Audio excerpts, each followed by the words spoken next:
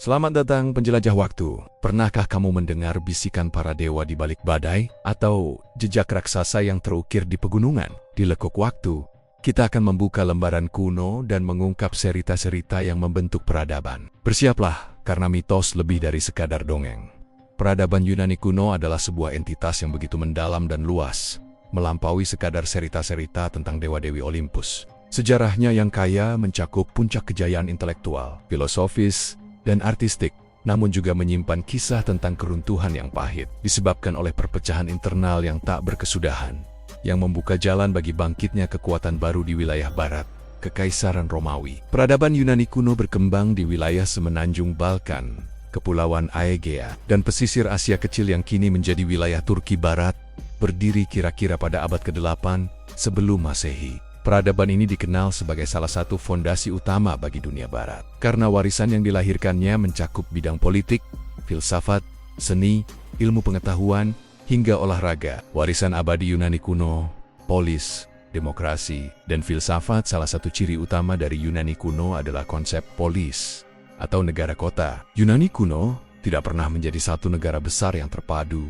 melainkan terdiri dari ratusan polis yang independen atau berdiri sendiri. Polis yang paling terkenal dan sering menjadi poros sejarah adalah Athens, yang dikenal sebagai pusat budaya, intelektual, dan demokrasi, serta Sparta, yang masyhur sebagai pusat kekuatan militer dan disiplin yang tak tertandingi. Di Athena, pada abad ke-5 sebelum Masehi, berkembanglah sistem demokrasi langsung. Dalam sistem ini, warga laki-laki yang merdeka secara langsung berhak ikut serta dalam pengambilan keputusan politik yang diwujudkan melalui majelis umum. Meskipun memiliki keterbatasan tidak melibatkan wanita, budak, dan orang asing, sistem ini menjadi cikal bakal dan fondasi bagi konsep demokrasi modern saat ini. Keberanian Athena dalam meletakkan kedaulatan di tangan warga negara adalah revolusi politik yang tak tertandingi di masanya. Selain politik, era Yunani kuno juga melahirkan para pemikir besar yang pemikirannya membentuk alur peradaban hingga hari ini. Nama-nama seperti Socrates yang meletakkan dasar etika dan metode dialog, Plato dengan teori bentuk dan idealisme filosofisnya, serta Aristoteles yang mengklasifikasikan hampir semua bidang ilmu pengetahuan mulai dari logika, fisika, biologi, hingga politik adalah pilar tak tergoyahkan. Ditambah lagi kontribusi dari Pythagoras dan Euclides di bidang matematika, Hippocrates di bidang kedokteran, serta Archimedes di bidang sains dan rekayasa. Pemikiran-pemikiran mereka menjadi pondasi bagi logika, etika, matematika, kedokteran, dan sains di era modern.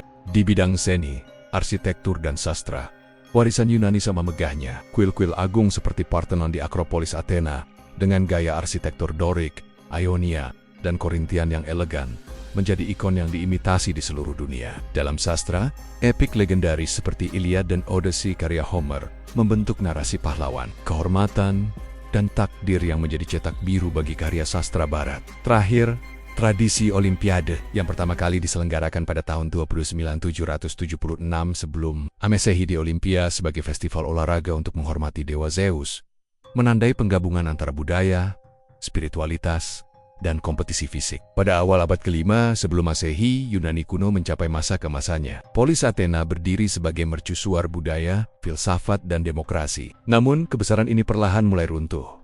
Ironisnya, justru dimulai dari perang yang tidak kunjung usai di antara sesama polis. Perang saudara yang menghancurkan, Perang Peloponnesian 431–404 sebelum Masehi. Faktor terbesar yang memicu kemunduran Yunani kuno adalah Perang Peloponnesian. Perang saudara ini mempertemukan dua kekuatan terbesar di Yunani kuno. Athena, yang memimpin Liga Delos aliansi militer polis-polis Aegea, melawan Sparta, yang memimpin Liga Peloponnesia. Perang ini merupakan konflik epik yang dipicu oleh ketakutan Sparta akan pertumbuhan, kekuatan, dan hegemoni Athena setelah berakhirnya Perang Persia. Athena, di bawah kepemimpinan negarawan besar Perikles, menggunakan Liga Delos yang awalnya dibentuk untuk melindungi Yunani dari serangan Persia berikutnya dan membebaskan wilayah Yunani di Asia Kecil sebagai instrumen untuk membangun kekaisaran maritimnya. Markas Liga Delos dan perbendaharaannya dipindahkan ke Athena, yang kemudian menggunakan dana tersebut untuk pembangunan Parthenon dan angkatan laut yang dominan.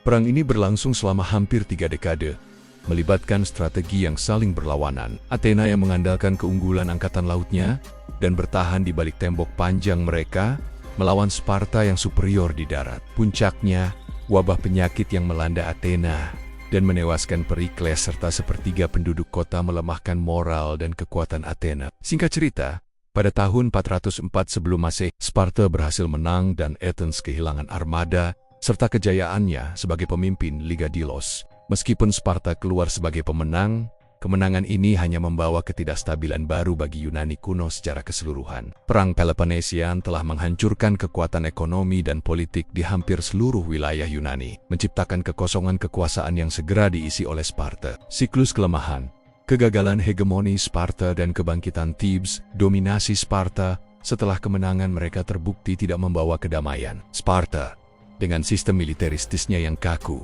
gagal dalam mengelola dan memerintah polis-polis lain. Pemerintahan yang bersifat menekan dan seringkali brutal menimbulkan kebencian mendalam di antara banyak polis yang telah lelah berperang. Ketidakpuasan ini memuncak pada pertempuran Leuctra pada tahun 371 sebelum Masehi. Dalam pertempuran ini, kekuatan Sparta yang dianggap tak terkalahkan ditantang oleh polis Thebes di bawah kepemimpinan Jenderal Genius Epaminondas dengan kekuatan yang lebih kecil. Epaminondas berhasil mengalahkan pasukan Sparta menggunakan strategi militer yang inovatif yang dikenal sebagai oblique order susunan miring, di mana sayap kiri pasukannya diperkuat secara masif untuk menghantam sayap kanan Sparta yang secara tradisional merupakan posisi terkuat. Kemenangan Thebes ini tidak hanya menghancurkan mitos tak terkalahkan Sparta, tetapi juga mengakhiri dominasi mereka selamanya. Thebes kemudian mengambil alih kekuasaan sebagai penguasa baru Yunani. Namun, seperti siklus yang terus berulang dalam sejarah Yunani kuno, dominasi Thebes hanya berlangsung singkat. Pertikaian antar polis kembali berlanjut, melemahkan Yunani secara keseluruhan dan mempersiapkannya untuk ditaklukkan oleh kekuatan eksternal. Ancaman dari utara. Kebangkitan Makedonia saat Yunani klasik terus terpecah dan saling menguras kekuatan. Sebuah kekuatan baru muncul dari utara.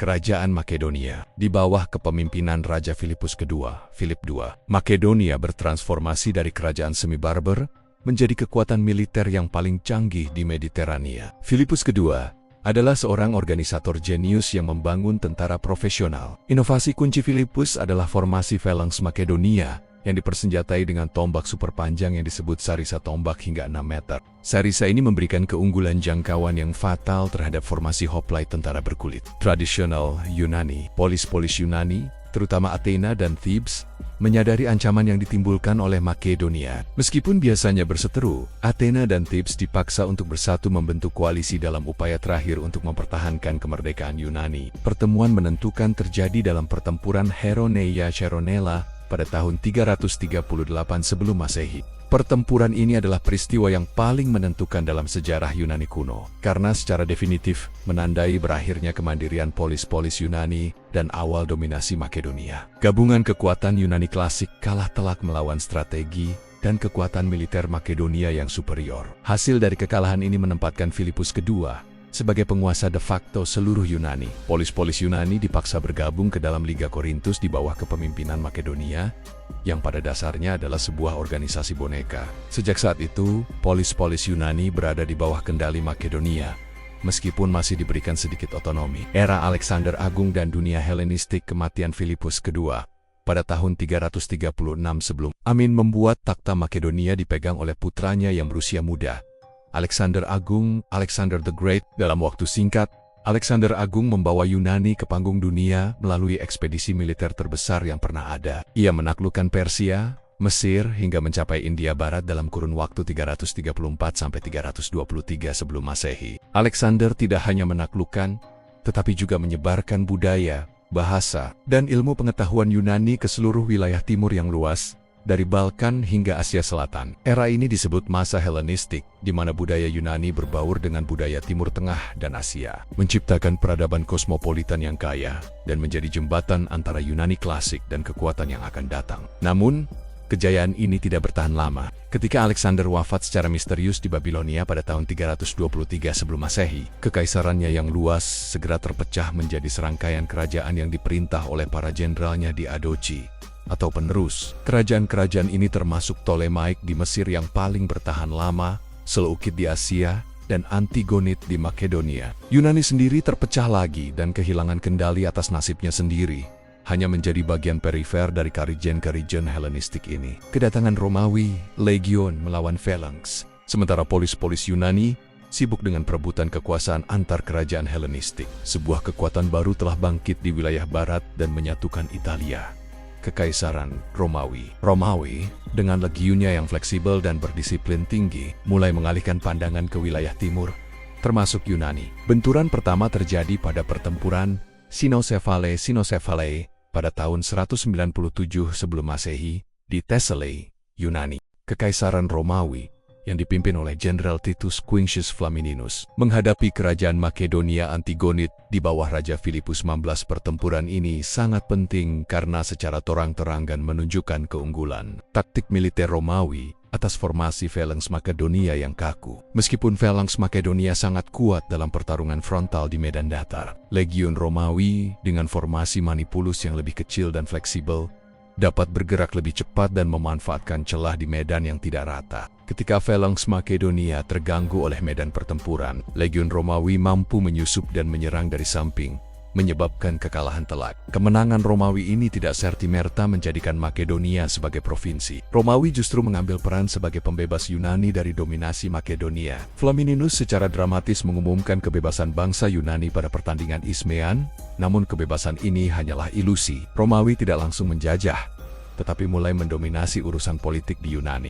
Hasil pertempuran Sinocephalae secara tidak langsung melemahkan posisi Makedonia, dan Romawi menjadi penentu utama politik di kawasan Yunani. Dominasi Romawi mencapai puncaknya pada pertempuran Pydna di tahun 168 sebelum Masehi, di mana Romawi sekali lagi menundukkan Makedonia, kali ini di bawah Raja Perseus. Kemenangan ini secara definitif mengakhiri kedaulatan kerajaan Makedonia. Akhir yang pahit, penghancuran Korintus 146 sebelum Masehi, puncak dari penaklukan Romawi, dan akhir dari kebebasan politik Yunani terjadi pada tahun 146 sebelum Masehi. Momen yang dikenal sebagai salah satu yang paling tragis dalam sejarah Yunani kuno. Banyak polis Yunani, terutama yang tergabung dalam Liga Achaea, menolak dominasi dan intervensi Romawi dalam urusan internal mereka, dan berusaha keras untuk mempertahankan kedaulatan yang tersisa. Ketegangan yang meningkat akhirnya pecah menjadi Perang Achaea pada tahun 146 sebelum Masehi. Liga Achaea kalah telak melawan kekuatan militer Romawi, sebagai balasan dan peringatan keras bagi polis lain yang berani memberontak. Romawi di bawah pimpinan Jenderal Lucius Mamius melakukan penghancuran total terhadap kota Korintus. Korintus adalah kota kaya dan pusat perdagangan yang vital di Yunani pada saat itu. Kota itu dijarah. Sebagian besar penduduknya dibunuh atau dijual sebagai budak, dan bangunannya dihancurkan hingga rata dengan tanah. Peristiwa brutal penghancuran Korintus ini secara resmi menandai berakhirnya kebebasan polis-polis Yunani. Wilayah Yunani kini secara penuh berada di bawah kendali Kekaisaran Romawi, dijadikan sebagai provinsi bernama Achaea.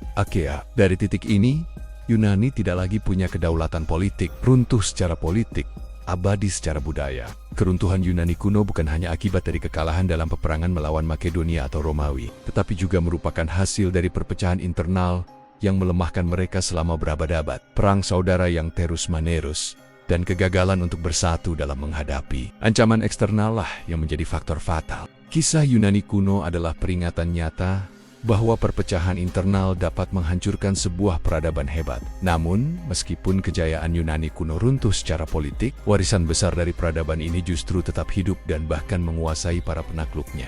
Pemikiran-pemikiran dari Socrates, Plato, dan Aristoteles, karya seni, arsitektur kisah-kisah mitologi, dan tradisi ilmiah mereka diwarisi secara utuh oleh Romawi.